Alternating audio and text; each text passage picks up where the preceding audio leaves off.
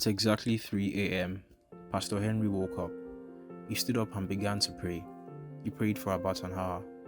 When he finished, he woke his wife and told his wife that the Spirit of God told him to take Rolia out of the house to his friend's home in the next village, a fellow pastor.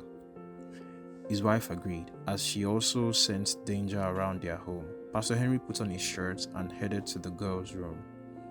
He knocked on the door and informed them of his plan. He warned Victory never to mention anything to anyone. Rolia was overjoyed to escape from Pastor Henry. He also told his wife that after dropping off Rolia, he would proceed to the prayer mountain where he usually had his monthly retreat. Pastor Henry took Rolia to one of his pastor friends in a neighboring village. They set out a little past 5 a.m. Pastor Henry had a car, so transporting Rolia was easy. He didn't stay long at his friend's house. He quickly returned to the prayer mountain. Just a few minutes after Pastor Henry had driven out of the church compound with Rolia, her father arrived with dozens of touts. They were breaking bottles, waving charms and chanting incantations. They stormed Pastor Henry's house and began causing a scene. They searched the entire residential house but couldn't find Rolia. Then they proceeded to search the church and every corner of the compound. They asked for Pastor Henry, and his wife told them that he had gone to the mountain to pray. Every Christian in Kowa village was familiar with the prayer mountain, as many went there early in the morning to pray. Though the mountain was almost at the outskirts of Kowa village, some Christians went there as early as 5 a.m., some at 6 a.m., and others spent the night there for vigils. Victory's mother led the men to the mountain. By the time they got there, Pastor Henry had already returned from his friend's house and was found praying. This gave them some relief.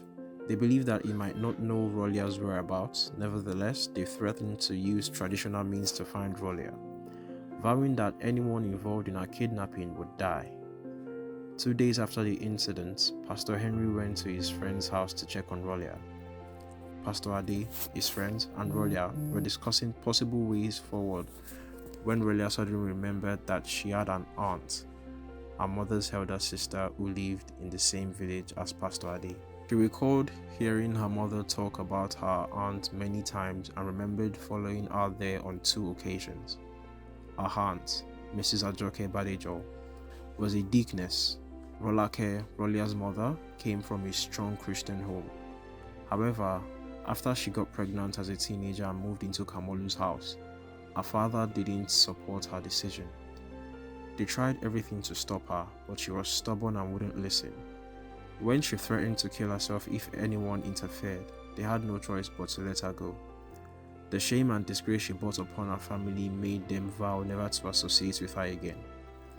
Only her elder sister, Ajoke, now Mrs. Badejo, reconnected with her later, unable to completely abandon her because of the shame. Rolake's father, a steward and respected man in the church, relocated from Kowa village to another city not too far from Dangoji. By the time Rolia described her aunt and the denomination she worshipped in, it turned out that Mrs. Ajoke Badejo was a deaconess in Pastor Ade's church. Without delay, Pastor Ade reached out to Deaconess Badejo using Rolake's phone number. He asked her to come to see him with her husband that evening. Mrs. Badejo and her husband arrived at Pastor Ade's church. Pastor Ade explained everything that had happened to Rolia, and Rolia also narrated how she had escaped from her village with the help of Pastor Henry. Mrs. Badejo was already aware of her niece's disappearance. Her sister Rolake had reached out to her. She was overjoyed to see Rolia and thanked Pastor Henry. She also promised to help Rolia gain her freedom. In agreement with her husband, she took her niece to their home. Before everyone departed, they worshipped God and gave thanks for how far He had helped them. They also prayed together, asking God to continue helping them until the very end.